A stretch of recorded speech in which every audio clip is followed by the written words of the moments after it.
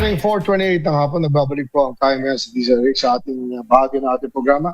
Ito na ang bahagi ng Happy, Healthy at Iba Pa. Partner Cory, take it away. Ayan, partners, mga kababayan, lahat tayo dumadaan sa ganitong sitwasyon, di ba? Matanong ko nga sa inyong lahat, nerbiyoso ba kayo? Wow! Nervyoso na kami! Minsan-minsan. Kaya, di ba minsan? Kaya hello mga karadyo. Ang dapat natin gawin, mga remedyo para sa nerbiyoso. Di ba? Okay. Lahat tayo dumadaan dyan. Normal yan, maging nerbiyoso. Ito, ang mga tips para sa pagpakalma ng ating mga nerves. Ito na. Napakahalaga po ang deep breathing. Di ba sinasabi ng mga doktor sa inyo kapag bumibisita ka sa doktor, okay, sasabihin ng doktor, maupo ka, tapos mag-relax ka, uminom ka ng konting tubig, tapos mag-inhale at exhale, mag-deep breathing. Bakit? Yung deep breathing ay may epekto sa ating nervous system. Ang resulta ay relaxation. Relaxation. Kaya, hindi naman mahirap gumawa ng deep breathing. Napakasimple po. Meron silang tinatawag na 5 counts, 5 counts inhale, hold ng 3 counts. Okay, bagalan po natin ang ating paghinga. Tapos exhale ng 5 counts. Malinaw ba? Inhale. Malinaw. Hold ng 3. Pagkatapos, exhale ng 5. Alam po ninyo, napakasimpleng exercise po ito, pero epektibong, 100% epektibo sa pagpapakalma sa ating nervous system. So, mag-inhale ng 5, hold ng 3, exhale ng 5 counts. Pagkatapos, repeat for about 3 minutes. Dapat 3 minuto minimum. 3 minuto?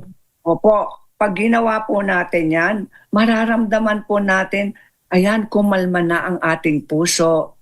Hindi na natin naririnig ang tibok ng ating puso, di ba? Nararamdaman mo yan kapag nervyoso kayong tibok sa puso.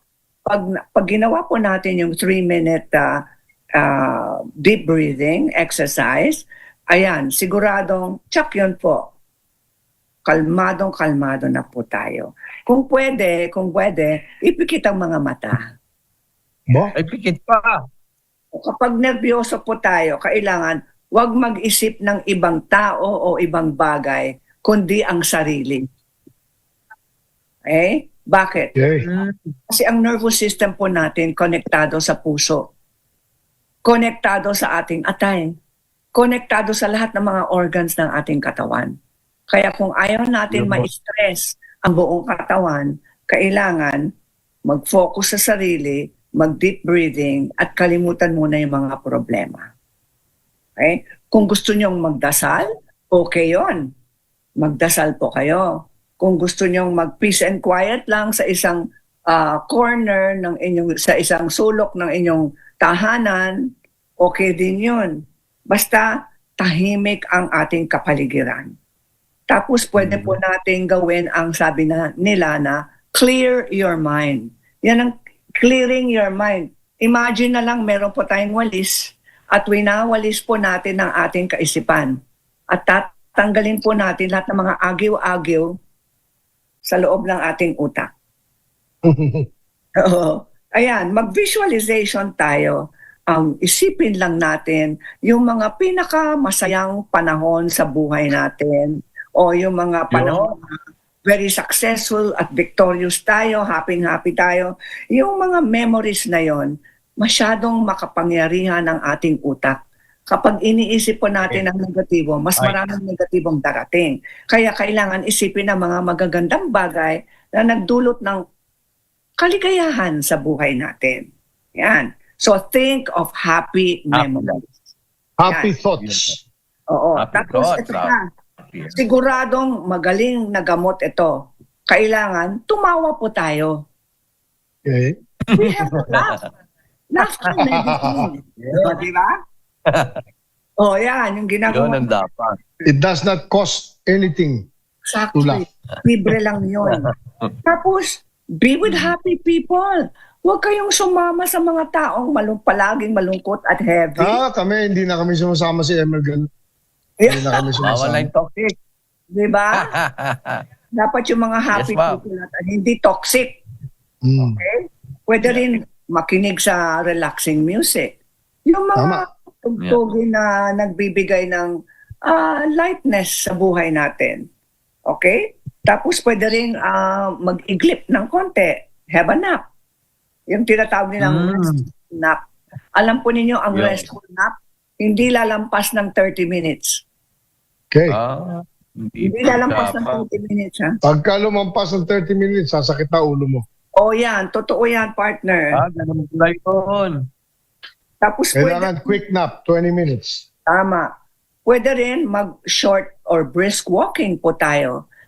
Minsan, pag naiisip natin masyadong mainit ang ulo, maglakad kayo, go out. Umalis kayo sa opisina o Tama. kahit saan. Basta maglakad kayo para malibang po kayo. Tapos, ang positive self-talk po natin ngayon ay dalawang ating positive self-talk. Sarili, you got this. You got this. I got me. I got me. I got me. Got it. Sasaluin ko ang sarili. Tapos, pwede rin uminom ng calming teas. Ano yung mga calming teas? Yung magpapakalma sa ating tiyan ay ang Yo. ginger tea sa labat. Yung Ayun. Labat. nasa ating emosyon ay ang peppermint tea. Yun. Tarragon at chamomile tea. Marami ng tarragon silang tinatanim sa silang. Ha? Marami ng tarragon doon. Tapos, ang energizing tea naman, hindi naman energizing tea, kundi energizing drink, ay buko juice para ma-energize naman po tayo. Okay. Yan po ang happy, healthy at iba pa sa araw na ito. At meron pa isa? Chill lang ako. Chill Yan. lang ako. I am cool and calm. Yun. Parang cucumber drink yan, ha? Cucumber. Sa oras na 4:36 ng hapon, yan po ang happy, healthy, di ba? Mamaya-maya ng konti, makakausap natin yung guest natin today. Walang iba, Suki. siyempre, kundi si Doktora. Di ba? Ang ating guest Alvina. mamaya ay si Doktora Alvina Yes. Paulina D. Santiago, isang kilalang Santiago. pediatric ophthalmologist. Tatalakayin natin Suki. ang conjunctivitis. Yan po. Abangan niyo po. Sa 4:36 na hapon, na magbe-break po kami. Pagbalik namin, ang pag-alaga sa inyong mata, dala ng Luck Refresh. Standby po mga kaibigan. Standby.